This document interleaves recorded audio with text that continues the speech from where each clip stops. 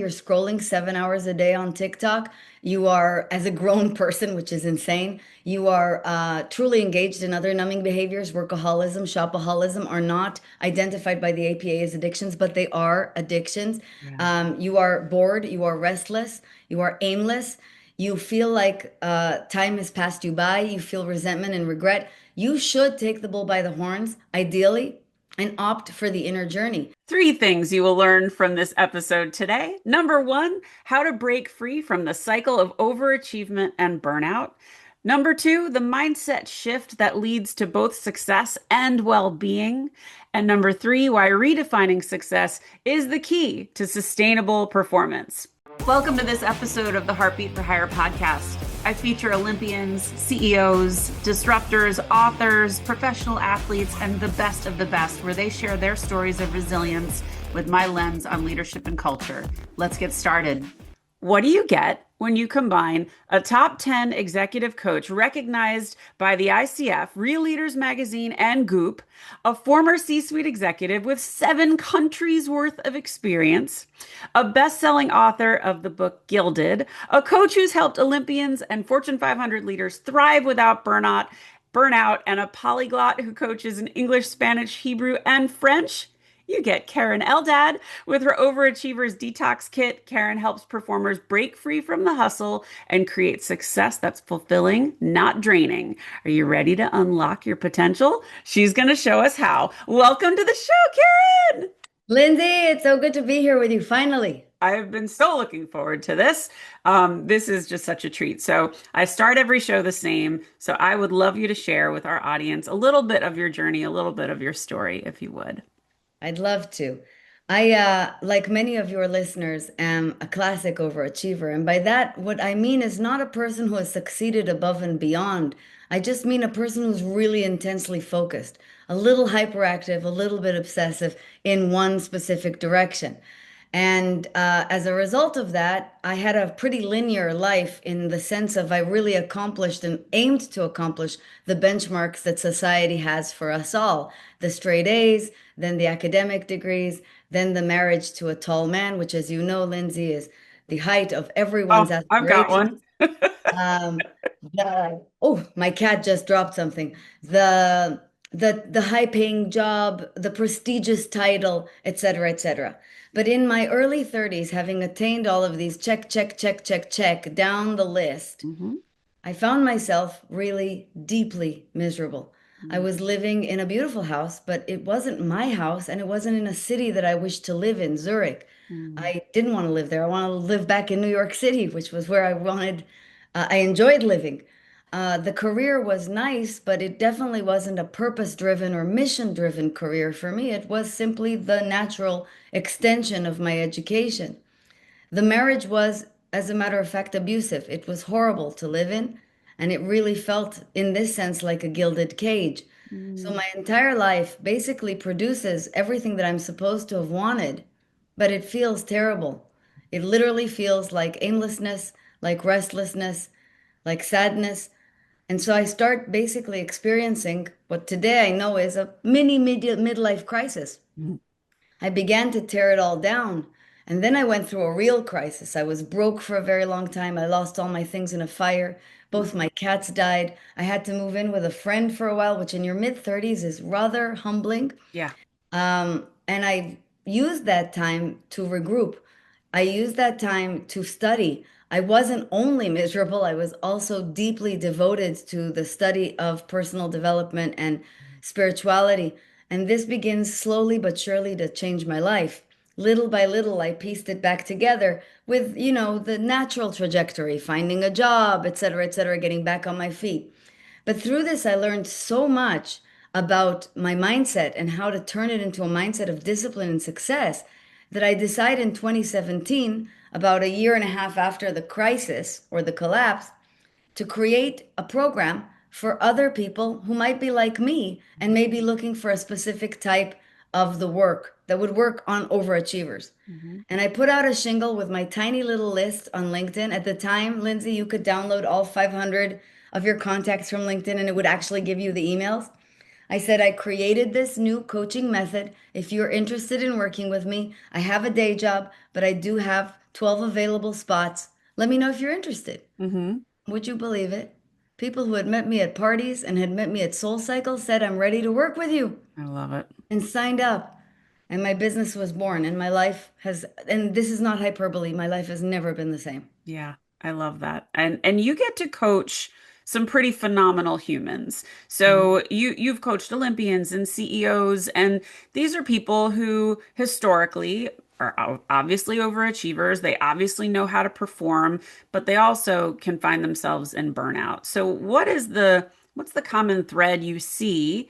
And then maybe how do you help them kind of recover from that? The thread that I see is that happiness and success are correlated in the inverse. As a Mm, matter of fact, the higher achieving you are, the more likely you are to suffer. And this is backed by research. I mean, there's a very famous Stanford study about this also. We are much more likely to suffer from anxiety, depression, let alone the more minuscule forms of these, burnout and overwhelm. And that is because perfectionism and overachieving go hand in hand. Overachieving is a self-reinforcing loop. You start to get accolades when, I don't know, you're like 7 years old and somebody gives you a gold star. You want more. And so you continue to raise the bar of that. Give me that dopamine hit, give me that dopamine hit.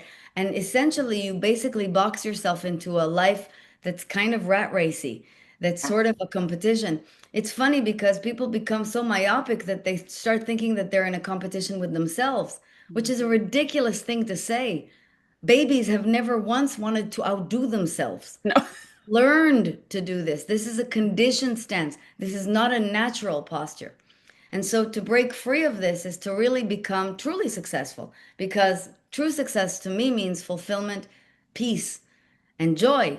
So why not have the success hallmarks that you want plus the peace and the joy? They shouldn't be mutually exclusive. And No. so once you start to orient yourself towards that, and you understand that the way you're wired or the way you're conditioned is actually antithetical to that, you have something going on for you. That's why they're my principal quote unquote target audience. I know who they are. I am who they are. Yeah. Well, the definition of I know the way out. yeah, the definition of success is something that I think society kind of provides us. And it's not until, at least my experience, and I'd love your perspective, it's not until something really awful happens that they kind of push back and go, wait, is this really what I want? Or they might not see it and they might plow forward and then something even worse happens. And the universe is trying to say, Yes. no, this is not your path. So has that been your experience too? I mean, I know you endured some pretty horrific stuff. Yeah. Um, but that's been what I see. What is that the same as what you see? Yes, there are two ways to change your life. One of them, unfortunately, is trauma. Yeah. The other is coaching. That's Yeah. voluntary. Guess which one I recommend? The second. When you start to become aware that your feelings are already in the numbing category, you're scrolling 7 hours a day on TikTok, you are, as a grown person, which is insane, you are truly engaged in other numbing behaviors. Workaholism, shopaholism are not identified by the APA as addictions, but they are addictions. Yeah. You are bored, you are restless, you are aimless. You feel like time has passed you by. You feel resentment and regret. You should take the bull by the horns, ideally, and opt for the inner journey. Yeah. If not, I assure you, and this is not me wishing this upon you, I assure you the trauma will come to your door and will stop you. And that's because the chaotic way in which you're living is unsustainable. Hmm. Now, let's talk about why this chaos is caused and perpetuated. And that is because you're right. The standards of success in society, in any society, are very uniform and deeply flawed. Right. I coach people, as you've mentioned, all over the world, from Ghana to Jeddah to Sydney. And I'm astounded every single time, Lindsay, to see that every single one of us is conditioned to look for the same things. Yeah. And by any different name, they are power and money. Yes. Period. The end. Now, you might say, no, no, it's a title, it's accomplishment, it's financial security, it's power and it's money. Hugs, Karen. And many of us are even looking for this. And then this is the worst iteration of it. We're also looking for it in a spouse. Yeah. We're looking for safety and some form of validation or power in a spouse, which creates a Faustian bargain all around, a Mm. deal with the devil. A Faustian bargain is a deal with the devil. It is a betrayal of our own soul and of our deepest preferences and desires for true love and for true self-expression in submission to the gods, the false gods Yeah, of power and of money. Now, I get why this happens. I too have parents who are very well-meaning, who really want me to be safe. sure. They have always said that all they want is for me to be happy, when in fact, and I love my parents very much, what they meant was have enough money and be sure to be married, Mm. which Hmm. I know because my mother has never stopped annoying the crap out of me about these things. I And think I'm sure yours that's hasn't a, either. that's a Jewish mother trait. I've got one That's a too. Jewish So, mother. yep, And yep. by the way, an Italian mother and there a Uh-huh. Hindu mother. There are many mothers Uh-huh. of this archetype. They really want you to be married. They really want you to have money. And that's pretty much the baseline for them. That's And that's, again, very well meaning. The problem is when you start to see, particularly in overachieving echelons, that these never deliver their promise. no. They become a relentless, endless rabbit hole. They become a pit of anxiety. Mm. What for? What for? So hopefully many of us will reach what's known as the midlife crisis, which is a great gift, and actually hit a wall.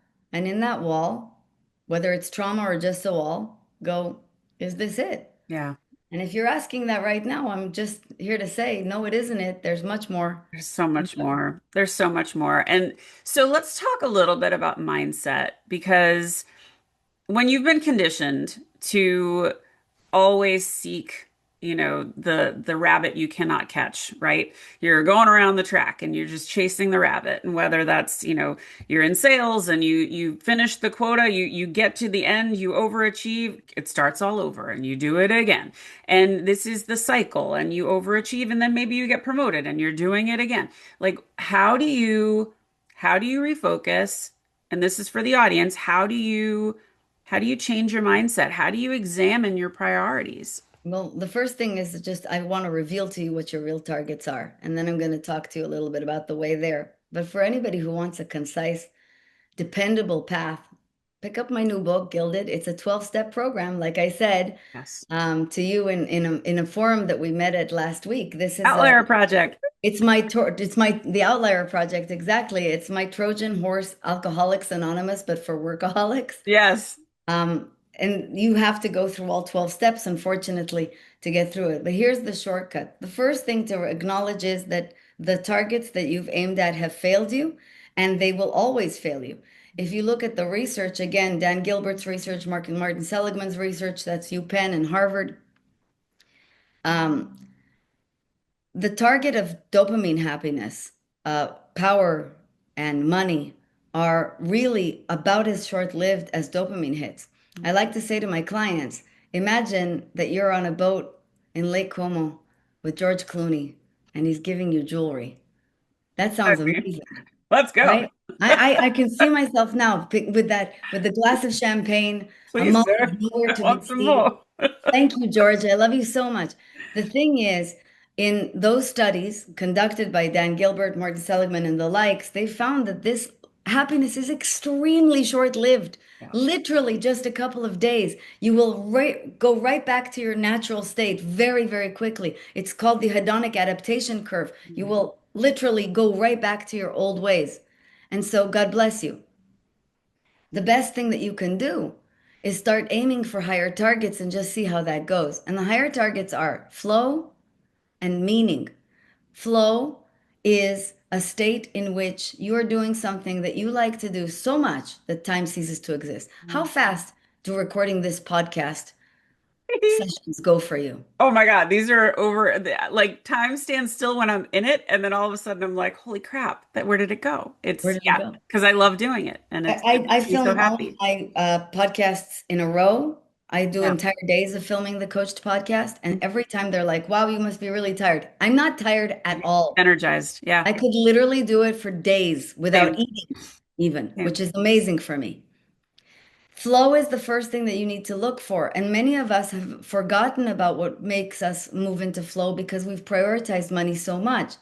My favorite example is, I don't know, consultants. You're doing work that you might be pretty good at, but you're very likely not lit up by.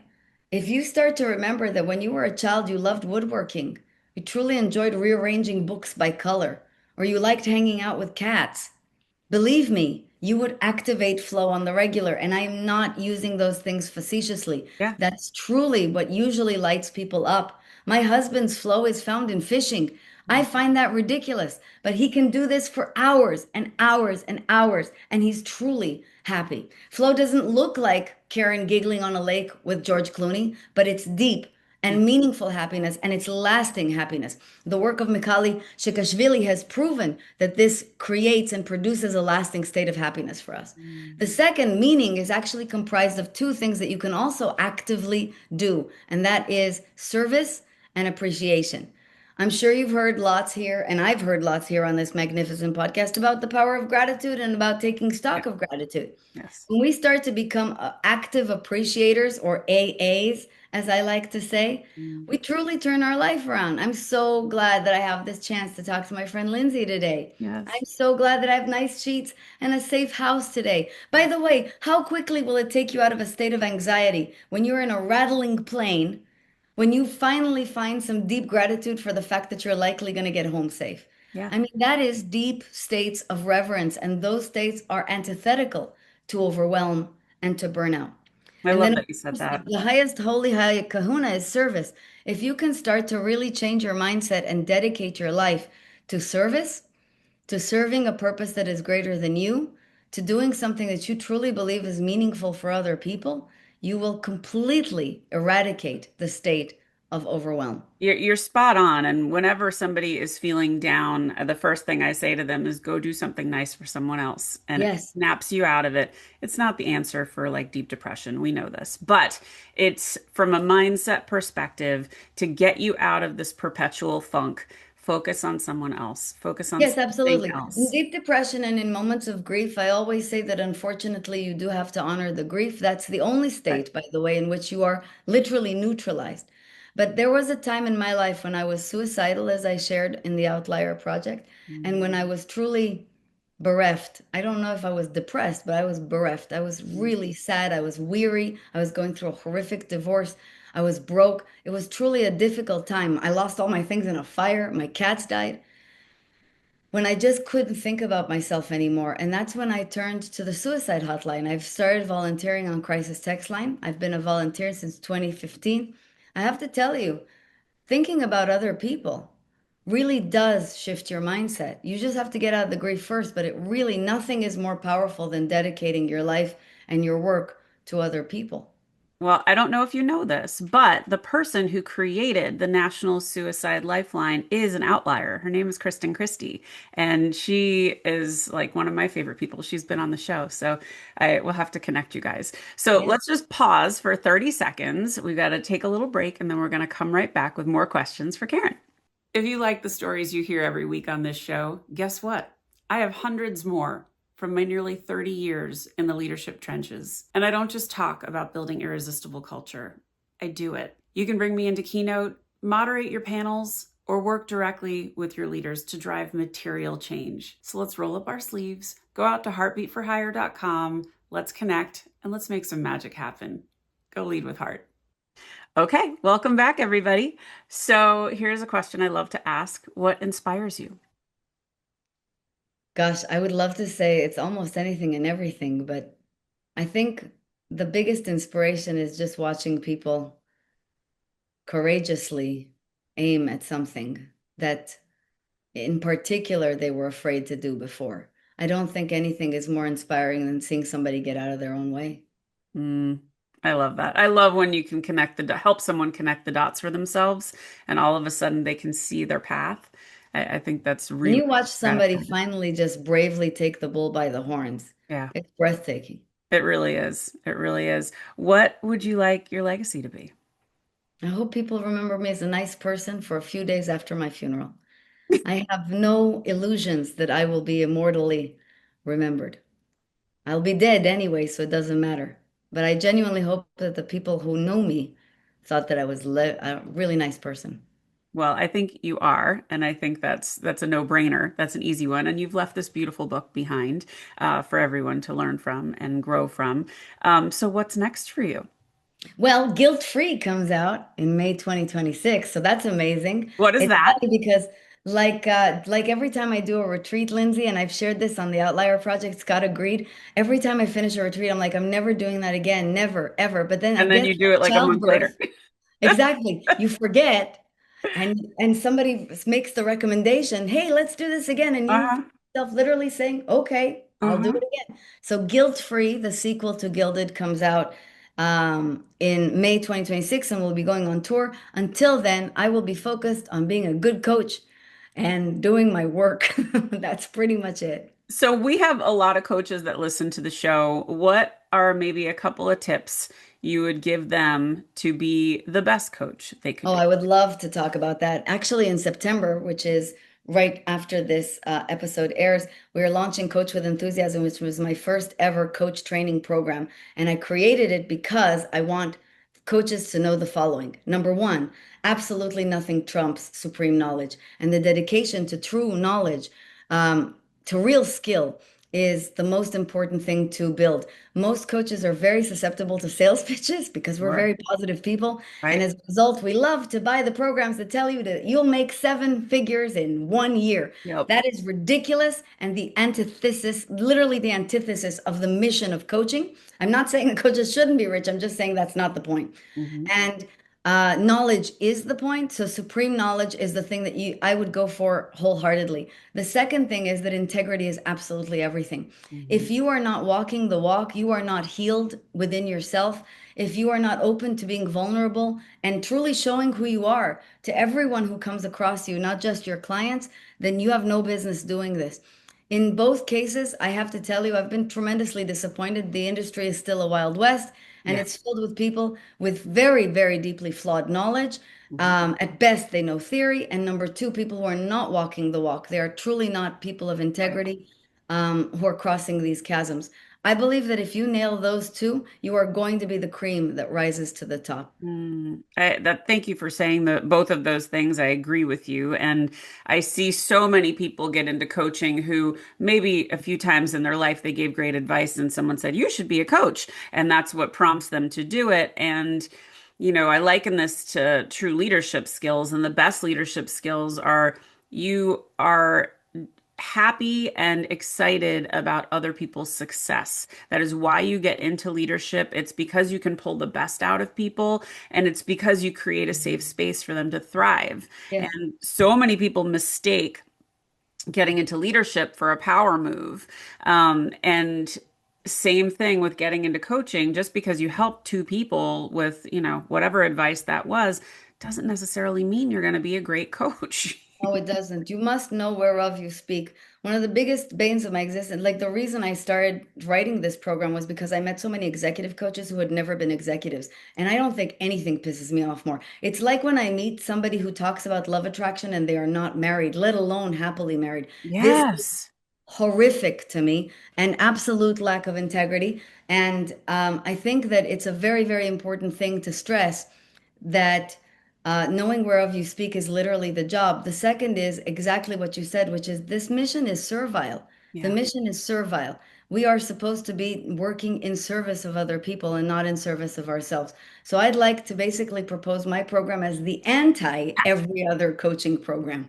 Yeah, you guys, pay attention. This is a phenomenal opportunity for you to dig deep. If coaching is what you're here Yeah. for and you're really doing it for the right reasons and you are here to help, I asked myself three questions that back in my journey after I had been fired, I had to really kind of think and reevaluate what it was I was doing. I had to decide what success looked like. And the three questions I asked myself was, what am I really good at? What do I love to do? And how can I help people the most? And Yeah. that third one has never ever left my goals, my mission, my purpose. And when you're in service to others, that's when the magic happens. It's That so interesting you said that. I teach Turning the Flywheel was one of my stayed tried and true books by Jim Collins and Jerry Porras. It's a monograph.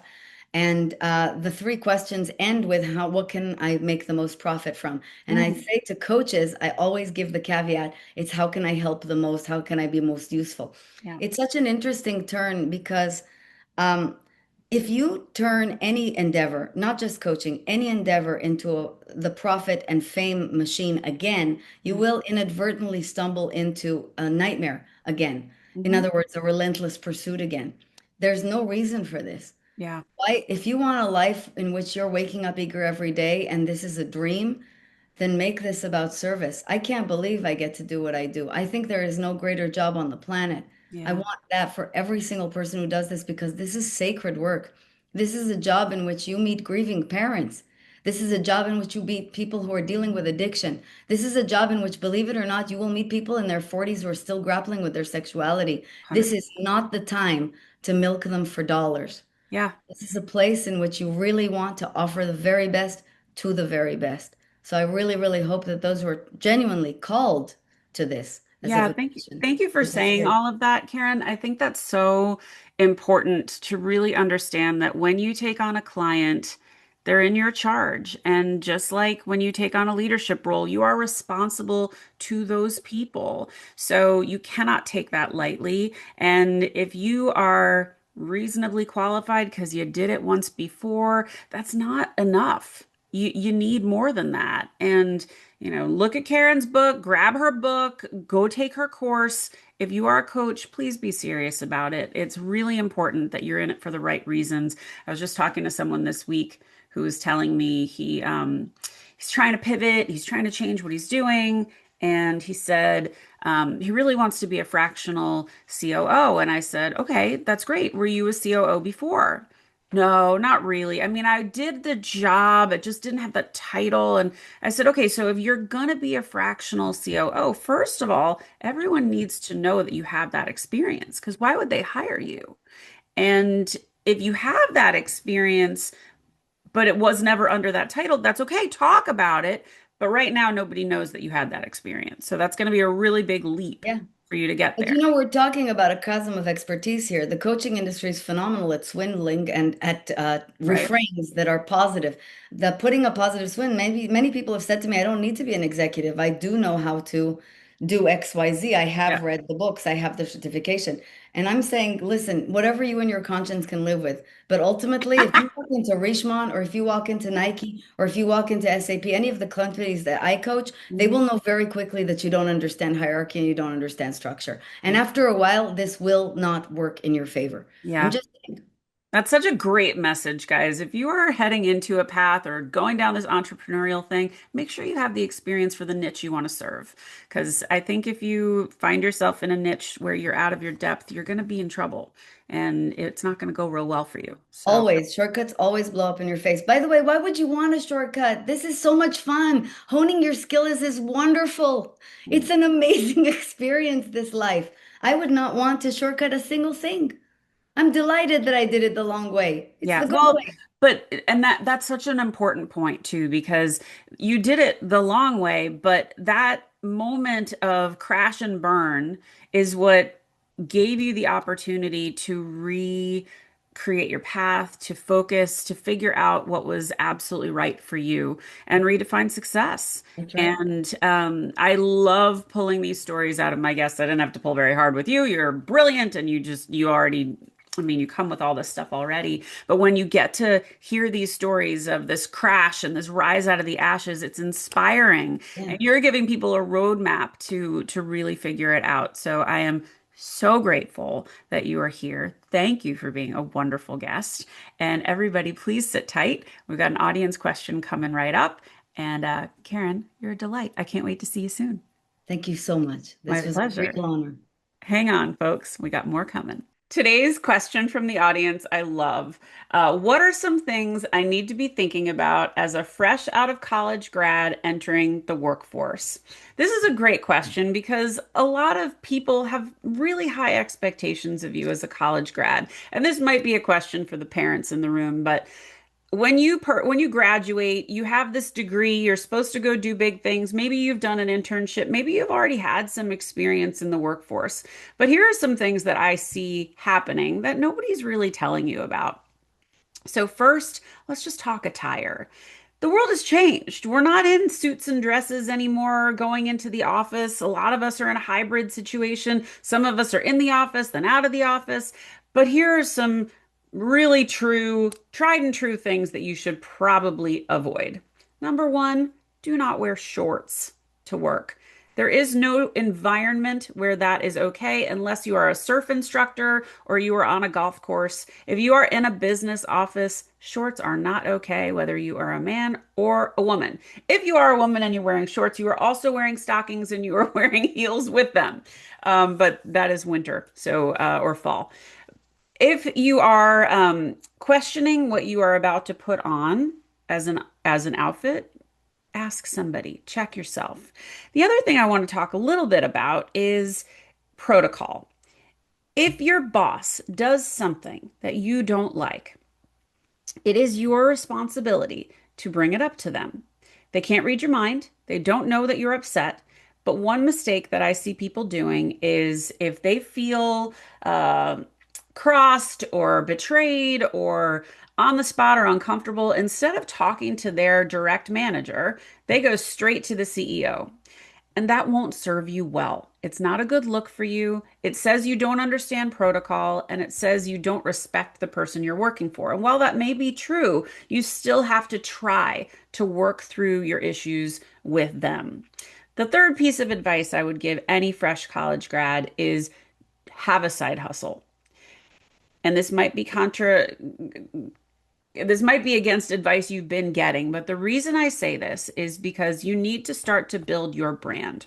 And you likely have some skills that people my age don't have. Maybe it's with social media, maybe it's with video editing, maybe you're super creative with Canva. These are all services you can provide and you can make a little bit of money. There is no such thing as job security. There's only career security, and you've got to build that for yourself. But having this in your back pocket is yours and only yours. It's a way for you to have money coming in on the side. It's a way for you to keep up your chops. And who knows, if you love it enough, it could end up being your full-time gig. But that's my advice. Congratulations on graduating college. It's an amazing feat. I hope this helps you move into the world strong and powerful and ready to rock. As always, if you liked what you heard, please subscribe to the YouTube channel, tell your friends, go out to Spotify, Apple, or wherever you find your favorite podcast, leave a review.